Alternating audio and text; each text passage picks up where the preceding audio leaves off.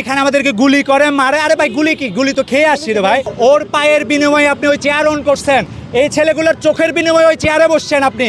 আপনারা কেউ গুলি খান নাই, গুলির দুঃখ বুঝবেন না। ঢাকা মেডিকেল নেওয়ার পরে আমাকে অপারেশন করলো, পরের দিনেই অপারেশন করে 3টা গুলি বের করলো। ওইখান থেকে আমার সিট গেল জাতীয় চক্ষু হসপিটালে। ওইখানে আমার এই যে অপারেশন করলো 4-5 দিন পরে আবার অপারেশন করলো, 2বার অপারেশন করলো আমার চোখটাকে। 2বার অপারেশন করার পরে কেন 8টা গুলি চোখের ভিতরে থাকে যায়? আমি পঙ্গু মানুষ, মানে আমি চলতে পারি, আমার হুইল চেয়ার দিয়ে চলতে হয়। আমার হাতে দেখেন, পা দেখেন, আমাকে এখানে ধরে রাখছে। আমার প্রশ্ন, আমার এখানে আসতে হয়েছে কেন? আমি এই মানুষগুলো নিয়ে এখানে কেন আসতে হয়েছে? আমার এখন সর্বশেষ আমার সাথে অনেক উপদেষ্টার সাথে কথা হয়েছে, তাদের কথা শুনে মনে হচ্ছে আমরা এখানে, এরা গুলি খেয়ে অপরাধ করছে, এরা আহত হয়ে এরা রাস্তায় নেমে অপরাধ করছিল। আমি এই স্বাস্থ্য উপদেষ্টার সাথে সরাসরি কথা বলছি, স্বাস্থ্য উপদেষ্টার সাথে। উনি বর্তমানে সিঙ্গাপুর আছেন, উনি ব্যক্তিগত সফরে বর্তমানে সিঙ্গাপুর আছেন। আমরা সেনাবাহিনীর সদস্য এমনকি পুলিশ সদস্যকে ডাকলাম, আসেন এদিকে আসেন, কথা বলেন। এখানে আমরা কেন আসি? ওনাদেরকে বললাম আমাদেরকে এখান থেকে যাওয়ার জন্য। আমাদের একটা কর্মসূচি আছে এখানে, বেসিক্যালি ওভাবে কর্মসূচি ছিল না। আমরা এখানে জমায়েত হব। আমাদের নেক্সট হচ্ছে মিট দ্য ডক্টর ইউনুস। এটা কতক্ষণ পরে আমরা রওনা দিব যমুনা ভবনের উদ্দেশ্যে। Meet the doctor Yunus. আমরা আহতের প্রতিনিধি হয়ে, আমি অলরেডি আপনারা দেখছেন কিনা জানি না, লক্ষাধিক ছাত্র জনতার প্রতিনিধি হয়ে এদেরকে সহ আমি এখন যমুনায় যাব।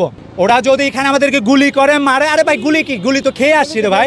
এই যে মানুষগুলোর অসহায় অবস্থা, ওর পায়ের বিনিময়ে আপনি ওই চেয়ার অন করছেন, এই ছেলেগুলোর চোখের বিনিময়ে ওই চেয়ারে বসছেন আপনি, রক্তের বিনিময়ে, হাজার মানুষের রক্তের বিনিময়ে আপনি ওই চেয়ার অন করছেন।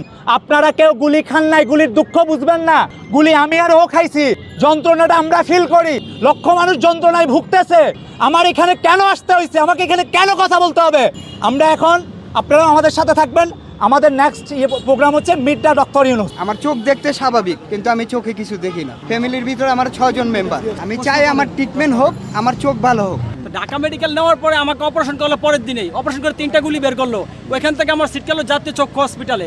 ওইখানে আমার এই যে অপারেশন করলো 4-5 দিন পরে আবার অপারেশন করলো, 2বার অপারেশন করলো আমার চোখটাকে।